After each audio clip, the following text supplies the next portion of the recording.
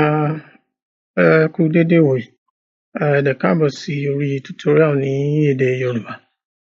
Mo fẹ́ ká tẹ̀síwájú pẹ̀lú ẹ̀kọ́ HTML wa tá à ń ṣe láti bẹ̀rẹ̀ lẹ́nu ọjọ́ mẹ́ta yìí. Ẹ jẹ́ á tètè tẹ̀síwájú. Tẹ́ bá rántí wípé ní ẹ̀kọ́ tá a ṣe gbẹ̀yìn, à ń sọ̀rọ̀ nípa tag. Tẹ́ bá dẹ̀ rántí pé a sọ̀rọ̀ nípa pé tá bá tag irú nǹkan báyìí, element ni.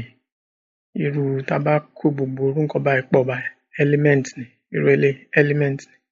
Àmọ́ tá bá wá wo irú bí tá mú eléyìí nìkan, á pè ní tag. Àbí tá mú irú eléyìí nìkan, á pè ní tag.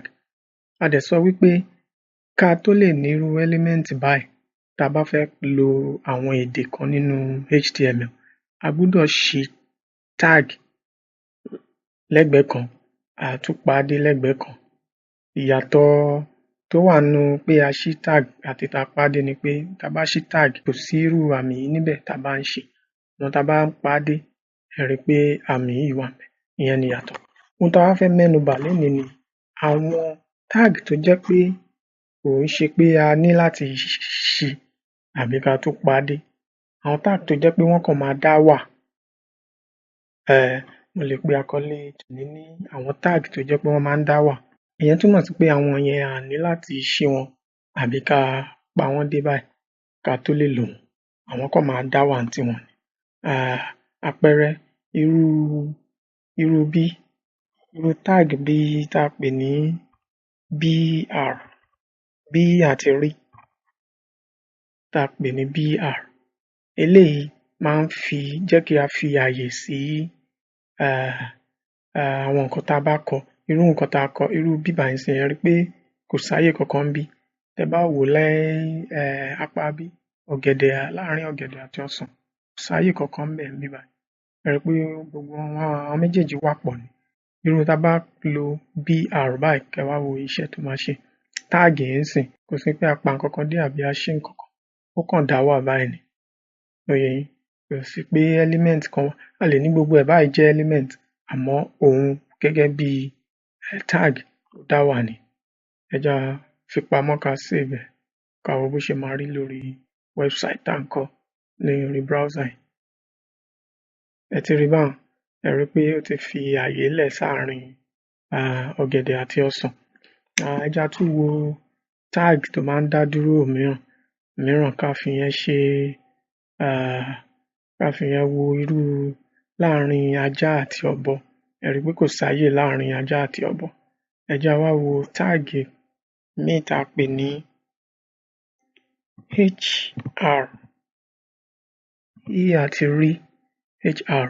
Ẹ jẹ́ á wo iṣẹ́ tíyẹn máa ṣe tá bá ní ká fi pamọ́ ká save ẹ̀. Tá bá save ẹ̀ bẹ́yẹn tá fi pamọ́, tá wá wo bó ṣe máa rí lórí website wa tá bá reload níbí báyìí lórí browser wa.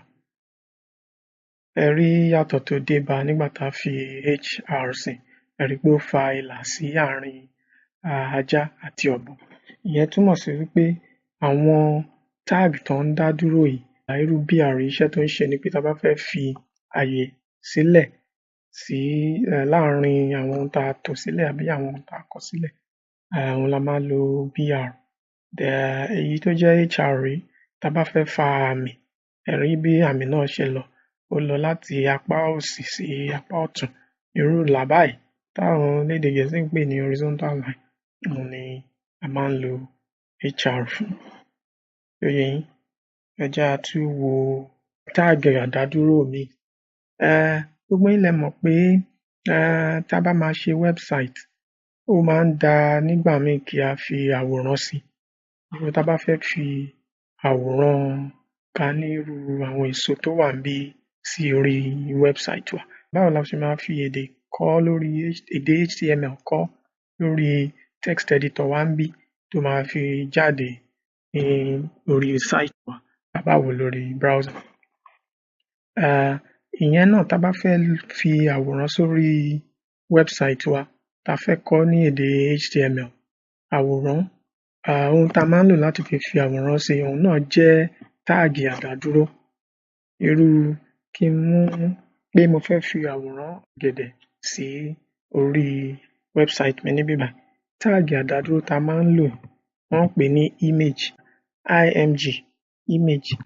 Ẹ rí pé gẹ́gẹ́ bí mo ṣe sọ tẹ́lẹ̀, text editor ti mọ ohun tí mo fẹ́ kọ, ó ti kọ jáde fúnra níbí báyìí. Tí n bá kàn tẹ tab báyìí ńsìn, á ti kọ gbogbo ẹ̀ jáde fún mi. Kò ṣe pọn dandan pé kí n mọ̀ ọ́ lórí.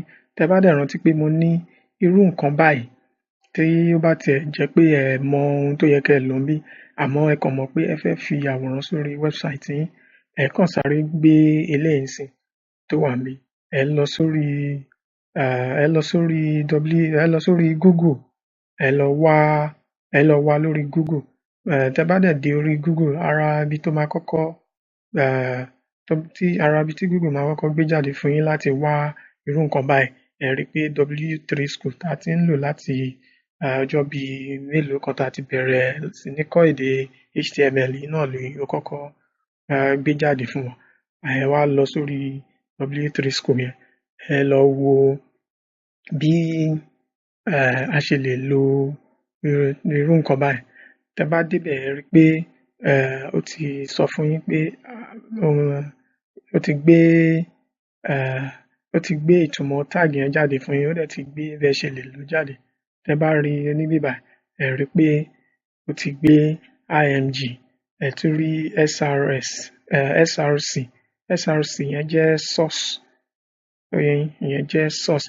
Ẹ dẹ̀ mọ̀ pé source yẹn túmọ̀ sí pé ibo ni ẹ ti fẹ́ gbé àwòrán náà wá àti ibo lẹ ti fẹ́ fa àwòrán náà wá sórí site yín. Ṣé ẹ ní lórí kọ̀mpútà yín ni àbí ẹ fẹ́ lọ wá lórí Google? À lọ sórí Google lọ wá àwòrán ọ̀gẹ̀dẹ̀. Ẹ lè lo Google Yorùbá náà. Bó jẹ́ ọ̀gẹ̀dẹ̀ lẹ tẹ̀ síbẹ̀, á gbé àwòrán ọ̀gẹ̀dẹ̀ jáde. Bó dẹ̀ jẹ́ banana lẹ fi síbẹ̀, irúgbìn, ẹ kàn wá sórí ibẹ̀. Ẹ lọ sí àdírẹ́sì ibi tí wọ́n ní copy image address. Àdírẹ́sì ibi tí àwòrán tẹ fẹ́ gbé lọ sórí website yín, àdírẹ́sì ibẹ̀, tẹ bá copy ẹ̀, látòrí mouse yín, tẹ bá lọ sórí ibi tẹ ti fẹ́ gbé àdírẹ́sì yẹn jáde báyìí, tẹ apá òsì bọ́tìnì yẹn. Àti copy ẹ̀. Tẹ bá ti wá copy àdírẹ́sì yẹn, à padà lọ sórí Sublime Text Editor wa. Tẹ bá rántí pé a sọ pé image, tá bá lo image, ó ti gbé jáde bẹ́ẹ̀, img, imi àti gi, ó ti gbé jáde bẹ́ẹ̀. Àdírẹ́sì ọ̀gẹ̀dẹ̀ tá gbé jáde yẹn, a máa wá fi sáàárín ibi báyìí. A fi sáàárín ibẹ̀. Tá bá ti fi sáàárín ibẹ̀, ẹ jẹ́ n ṣí website mi padà, browser wa. Tá bá ti fi sáàárín ibẹ̀, à á fi pamọ́. Tá bá fi pamọ́, à wá wo bó ṣe máa rí lórí website wa tá bá reload browser. Ẹ rí pé ti gbé ọ̀gẹ̀dẹ̀ jáde bẹ́yẹn. Ká tún wá wò pé a fẹ́ lọ ṣe ti ẹ jẹ́ n sáré ṣe ti ìbẹ́pẹ bẹ́ẹ̀. Ẹ jẹ́ n lo èdè Yorùbá fẹ́lẹ̀ kí n lo ìbẹ́pẹ. Ẹ rí pé á sì gbé ìbẹ́pẹ jáde fún wa bẹ́ẹ̀. Tó bá ti wá gbé gbogbo nǹkan tó bá ń jẹ́ ìbẹ́pẹ ló máa gbé jáde. Ẹ̀yin lẹ mọ̀ pé àwòrán lẹ̀ ń wá. Ẹ jẹ́ á wá àwòrán ìbẹ́pẹ kan.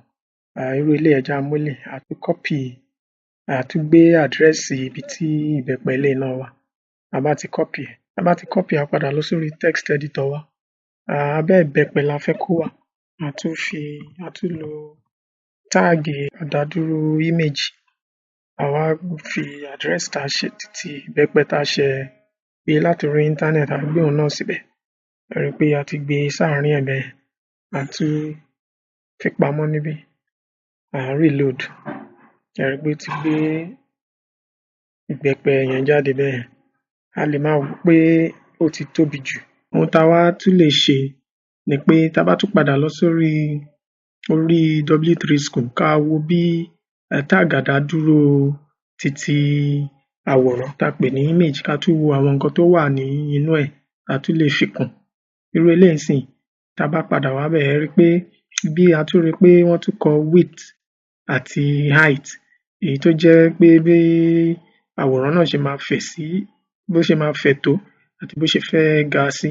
Irú eléyìí ńsìnyí, width ní kó fẹ̀ ní ọ̀nà 100, màá tún wá ṣe height èyí tó jẹ́ bó ṣe máa ga sí, bó ṣe máa gùn sí, kí n pè yẹn náà ní ọ̀nà 100. Tí n bá fi pamọ́ níbí, tá a wo bó ṣe máa rí lórí website wa, ẹ rí pé ọ̀gẹ̀dẹ̀ wa ti kéré sí i. Ẹ jẹ́ á tún ṣe irú àtúnṣe yẹn sí ìbẹ́pẹ wa náà. A tún kọ width, ká tún ṣe òun náà ní 100. A tún wá kọ height, bó ṣe máa ga sí, ẹ jẹ́ á ṣe yẹn náà l'100.